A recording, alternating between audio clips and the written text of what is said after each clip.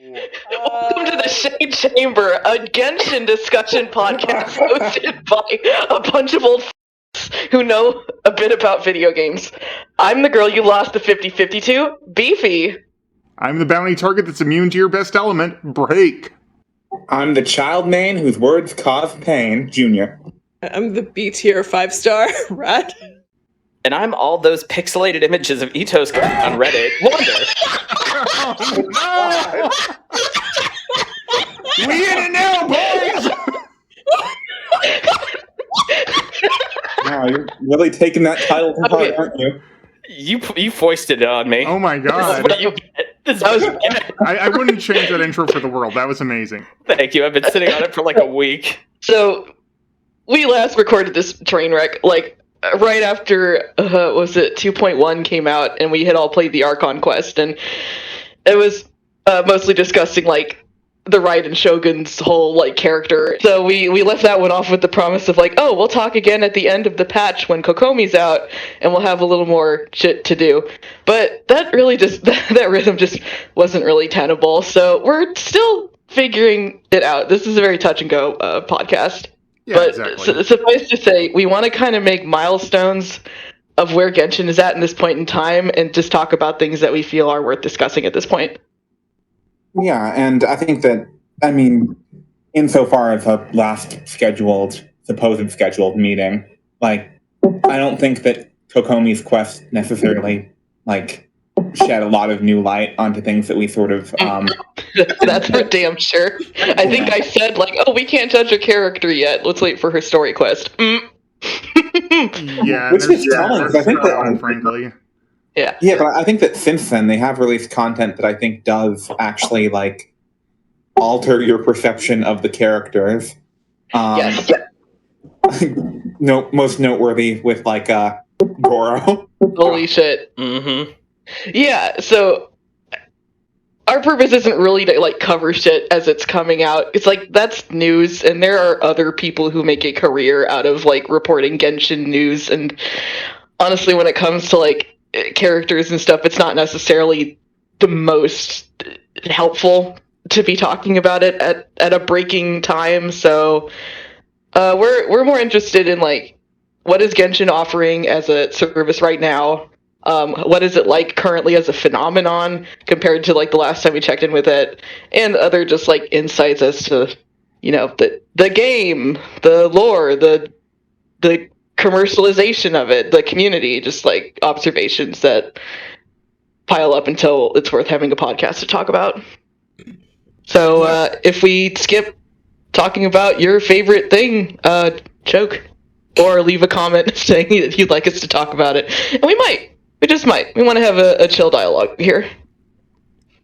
Yeah, we had the Child Dungeon event. Oh, that was great. Oh, yeah. Shiki Taisho's, the Labyrinth Warriors event. Yeah, that Shiki was Taisho's super fun. Murder House. Shiki Taisho's, Shank Shack. Yeah. Taisho's roguelike generator or whatever. Yeah. His Fungin. That was a great event. I loved everything about that. I'll just talk about that event, because that event ruled. It really felt like it was payoff for, well, actually, we have a bullet point on here talking a little bit about the Genshin endgame. I hate Spiral Abyss. It's terrible. This dungeon was fun. It was kind of everything I wanted Spiral Abyss to be when you go in. Because, I was thinking to myself the first time I played Spiral Abyss that the cards that you get between stages kind of act as the sort of Hades boons that... Right. The current event, the Shiki Taisho event really leaned into, sort of made full use of. And I was like, oh, so they took that system from Spiral Abyss where you can just sort of have arbitrary numbers and cool effects and constellations. Yeah, it's just that. It's that kind of fast and loose, weird curveball experimental side of Labyrinth is why I feel I adored it so much. I feel especially because the time limit or whatever limit you get in Spiral Abyss, you really feel locked into just maximizing your output, literally DPS, damage and seconds, just who can do the most in the shortest. And that's just, it's boring. It's a straight line. It's not fun. And you have more wiggle room in Labyrinth where, like, you get weird boons and, like, characters can get weird side effects, and it encourages you to play with different characters, and it's, like, it's refreshing. Yeah, it was definitely, probably, in my opinion, their best event, or at least their best sort of combat-centric event. I love the story of it. Charming as shit. I love Shinyen. I love A Child. Right. And yeah, it actually I like moved- learning about Inazuma's history. Yeah, and it moved the plot forward, which is Oh, it did! You're right, because that's where we learned about the Scaramouche. yeah. Another Yeah. wild decision to put plot-relevant shit into limited-time events. And that's the thing. Scaramouche is like, his plot almost exclusively is pushed forward in limited time events. Like, we got that little bit of him showing up in the main story for Inazuma, but Oh yeah, he was in what was it, like Starfall or whatever that was the called. Yeah. first event. He showed up just briefly to like try and kill you, etc. But like, yeah, no, it's just that, I guess that was like a major introduction to him. Well, He showed up, threatened your life, claimed that the sky is basically bullshit, refused to explain, and then left. Yeah. Like, the biggest repositories of knowledge on him are just from artifact sets, like the new one and then the whatever the Fatui one is from Dragon Spine. Yeah. Yeah. What a power trip it is to get the Constellation boost card. That was Yeah, you know, Yeah. Genshin has done a lot as far as really taking and wringing all of the elements of the sort of free-to-play genre out of other mobile games. Genshin's one of the few games where actually rolling or re-rolling a character is favorable, because those constellation levels are always a lot of fun, except for the ones that just up your skill. But even then, they're upping your skills, right? Yeah, and like that's an easy way to inject some new oomph into a character that you're very, very invested in. And I mean, it's Instead of, a devilish marketing trick, because like It's horrible. it's like, oh It's no, like- I do want to roll for the same characters again, which means when there's another character that I don't have the primo gems for, I might just roll again. You know, it's something that no one else has been able to do in the mobile gacha space, to my knowledge, from the few games I've played. Yeah, so how would you compare it to like how they do duplicate characters in like Fate Grand Order? Well, so that's the thing, right? In Fate Grand Order, all you're getting is Noble Phantasm damage increases. Oh, that would Yeah, actually be yeah. the equivalent of essentially getting an improved elemental burst. The problem is that it doesn't actually always scale. What happens is that over the course of a battle, Yeah. you slowly charge your Noble Phantasm, and then what the overcharge for it does actually varies from character to character. And the overcharge is what you actually need to charge a meter for. It's actually more work to get the secondary effect, and honestly, the damage increases also fall off. There's diminishing returns on it. Like, there's less of a difference between, 3 Gilgameshes fused into 1 Gilgamesh and, like, 2 Ayakas as far as what you can be doing, you know? Right. It's And- kind of comparing apples and oranges, or, like, apples to smaller, less tasty apples. Rad, how does Grand Blue handle that? So Grand Blue is sort of peculiar because what happens is like when you roll for stuff, you're actually rolling for is like weapons and summons, but it's just that some weapons have characters attached to them. The thing is that weapons need to absorb other copies of the same weapon to uncap up to a certain point. I guess like any power up that comes from rolling duplicates is sort of like dependent on whether or not the character's weapon was useful to equip in the first place, and also like what kind of weapons grade you're making for what element and so on and so forth. This is to say, like, because like the power system involves equipping weapons, it's very long. You will see there, if you look on anywhere on like on GBF, like you will see a lot of memes about what the fuck is a grid, and I won't explain that here because that's also going to take way too long. This is a Genshin podcast, not a GBF one. Oof. But long story Suffice short, to say. Yeah, and it's still like it doesn't fundamentally change how you play that character or really impart any extra enjoyment the way like a Constellation would. Like, like some characters are famous for having a lot of their oomph supposedly locked behind their constellations, like, C1 Hu Tao. Not only a significant power boost to have, but it also changes how you play them. So suffice to say, Genshin does a very good job incentivizing people to roll for dupes, and it's evil and they make money. So good for them. Yeah.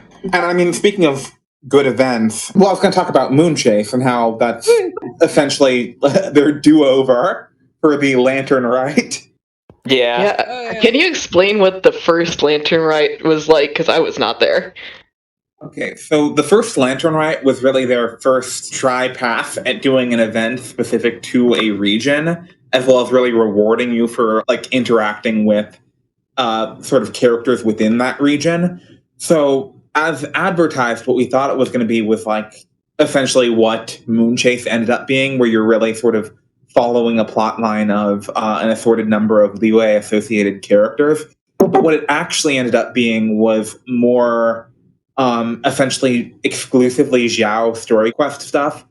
It was basically trying to put the holiday spirit into Xiao. He was being a bit of a humbug throughout most of it, and so a lot of it was to try to get him involved. Yeah, and then a lot of the actual like day-to-day quests mostly involved the secondary background characters who once again are all named. They don't have characters, but they're not who we wanted to be interacting with. Yeah, like you want to hang out with like Xingqiu and Beidou and not like the perfume lady. Yeah, and like the promotional material for it too also feature those characters heavily. Yeah, they were all like shown hanging out on the street, and like Xinyan was doing a performance. This was before Xinyan had any story whatsoever. Oh my god. Xinyan's first story was in Moonchase, which was half a year after Lantern Rite, which was her first promised story, or implicitly promised. They put her in the trailer. She didn't show up anywhere else, you know? The big thing with Windbloom when that happened is that I personally, I think a lot of other people were really excited because the actual event quests for Windbloom had characters interacting and acknowledging each other's existence, which I think that's either shortly before or shortly after Hangouts first started. But I don't think that we had any Hangouts at that point that brought any characters into each other's stories. I believe it was the same event because you could meet Bennett both either at the start of the Hangout or at the start of Windbloom, and that's when they started doing those character cards for characters you hadn't interacted with yet. Right. Okay. Yeah, I got mine for the last for the Albedo event that just occurred. That's the first time I saw my Benny. Oh, that's interesting because that means that Bennett, like, I was thinking about that because I still haven't done Bennett's Hangout. I only interacted with Bennett during Windbloom, so that means that there's like 3 potential places that card can show up now. And I'd be interested to know what happened during the Dragonspine event that introduced him. But that was literally it. He got a title card, and everyone's like, "Look, Bennett." That must be. They must have changed where they implement that then, because I remember I got a one for Chong Yun, even though I'd already completed his Hangout by the time Moonchase started. Yeah, I don't think Hangouts count. Really? Huh. It's funny that Scaramouche didn't get one of those, which means he doesn't have an icon implemented in the game. Oh, we don't know how many Harbingers are actually going to be playable. Well, we know one isn't. Yeah. Bring her back. I kind of wonder if like the first like Lantern Rite was a COVID casualty, and it was like hard to book all their voice actors and shit like that. I'm not sure if it was, but like from my own conjecture, what I would say is that it felt like if the game hadn't been successful, I wonder if they would have had more events like that where it's just a lot more low key. Because for a period of time, I was like, okay, it seems like this is their end of initial content, and then everything after this is them actually chugging along a little bit. Was it voiced? Did it have like voice acting? For the Xiao quests, yes, but not right now. There was. That's the thing. The quests where you interact with like the perfume lady weren't like interacting where you talk to her. It was messages that you got through the quest or through the event interface that were supposed to be like their Lantern Rite requests, and you were supposed to be like helping them fulfill them.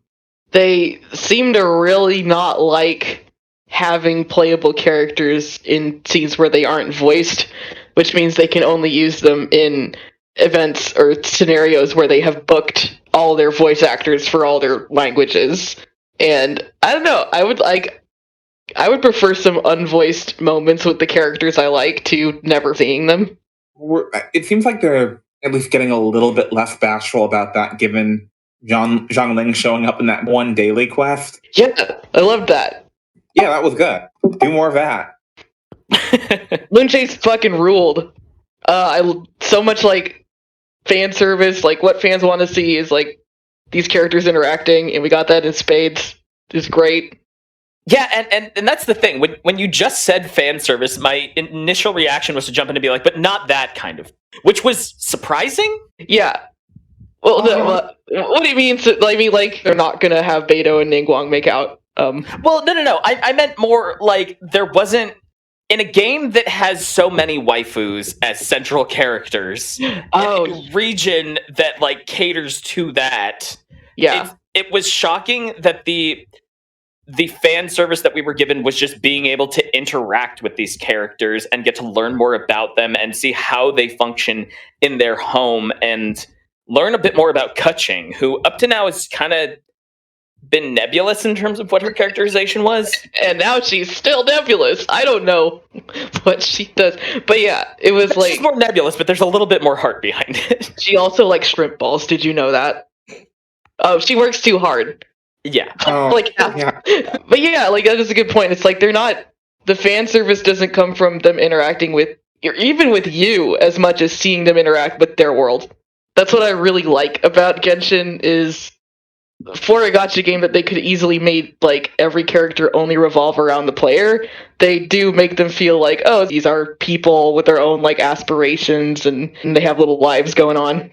Yeah. And like I think that previously the as vignettes, the hangout events kind of were working towards that a little bit, and I think the most recent ones have definitely been the most successful in really demonstrating not just that the characters have their own lives, but also that those own lives encompass a wide range of tones. And I feel like a lot of these events also, specifically Moonchase, did a really good job of integrating character things that like we just kind of took for granted, like Woba. Yeah, that was really fun. Surprise. Interesting too, because it does have a good job framing that. Like, I mean, one of the things that Liyue has always had going for it is that there was a lot more like diversity in terms of the like actual deities that existed there, but to like kind of like also be explicit, like, oh no, some of them were explicitly just concerned with the people to the extent where they flat out like just gave up their power. Like, and you know, props to once again Genshin. I think I said this last time, but really giving a lot of cool stuff for sort of the earth geo element. You know, normally people are like, you know, it's just rocks, but in this case it's like, no, it's the clay that makes up the stove that, you know, feeds the people, the dirt and the kitchen and all this stuff. And it's like, that's a really cool thing to like turn like Guoba into, because Guoba was one of the most... Guoba was not anything I was asking questions about in this game, and I feel like I got a lot of really he's cool a turret. answers. He's just there to do a move. Yeah, and then he started walking around. I mean, as soon as we saw him, like, you know, hanging out in the backgrounds of scenes, we're like, oh, he's going to be the stove god. But, like, that wasn't anything I suspected beforehand, and the lore they gave behind it was really cool. Like, it doesn't contribute to the overall plot, but I feel like it added, you know, a lot of flavor to the world. Yeah. It really did a lot for Liyue. Like, one of the things, like, I love Inazuma for is how rich it is with, like, its world building and its history. And, like, Liyue had a lot of stuff about it, but it never really felt like it was cinched into, like, the actual, like, story of it as a culture. And Moonchase did a lot for that. Yeah, and I think a lot of that involves really just expanding the history of, like, migrating from the Guli Assembly, or the Guli Plains, towards Liyue Harbor, and kind of, like, again, going back and elaborating on that history that really does make the area a lot more rich. Yeah. Also, like, I really do appreciate the commitment towards not making the individual nations like the everyone in the Earth Nation only likes rocks, and they all only have rocks, and rocks was the way to go forever till the end of time. It's like even outside of the event, you have Osile as being like, oh, that could have very well ended up as being the Archon of the region, and then within the event, you have Boba as being like, oh, this pyro-aligned entity provided a lot to the people of this region as well. Like, Oh, and you know who this event did a lot for was Cloud Retainer.